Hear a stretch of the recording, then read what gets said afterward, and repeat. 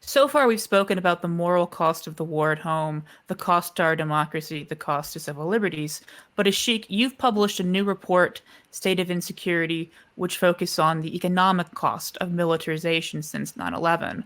While I've certainly seen many reports that talk about how much the Iraq or Afghanistan wars have cost, as far as I know, this is the first report to include the analysis of the domestic costs, including things like increased spending on the FBI or increased monitoring of immigrant communities.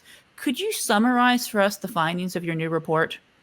Yeah, sure. Thank you for having me on, and to the other speakers. I'm really glad that we've started this conversation by talking about individual personal stories about the impacts of the war on terror and the human cost of it, because that all too often is abstracted.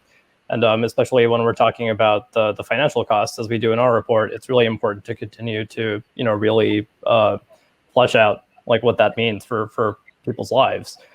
So 20 years after 9/11, the war on terror has really remade the U.S. into a far more militarized actor in many ways. Obviously, in our wars abroad, which we hear about the most, when these things are discussed, even though that is also pretty abstracted to most people.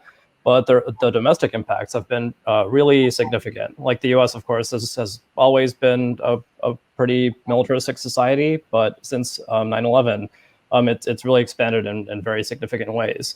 So we quantified a few different pockets of militarized spending in our analysis. So the military itself, which is by far the largest part, but also Homeland Security, major portions of the Department of Justice and federal law enforcement, as well as the cost of caring for veterans, which is an obligation that the more the United States goes to war, that's just a major obligation that has to be accounted for. So the total cost over 20 years is 21 trillion, according to our accounting, which is just a really mind-boggling amount. This is all in the name of security. Each year, Congress allocates a discretionary budget. This makes up about 2/3 of it at this point. So about half of that is the military itself, and then another 10 or 11% is for domestic militarized spending, including Homeland Security and federal law enforcement. So of that 21 trillion, 16 trillion went to the military, including about 7 trillion for military contracts, like to private contractors, like weapons manufacturers and private companies that are given public funds for militarized purposes.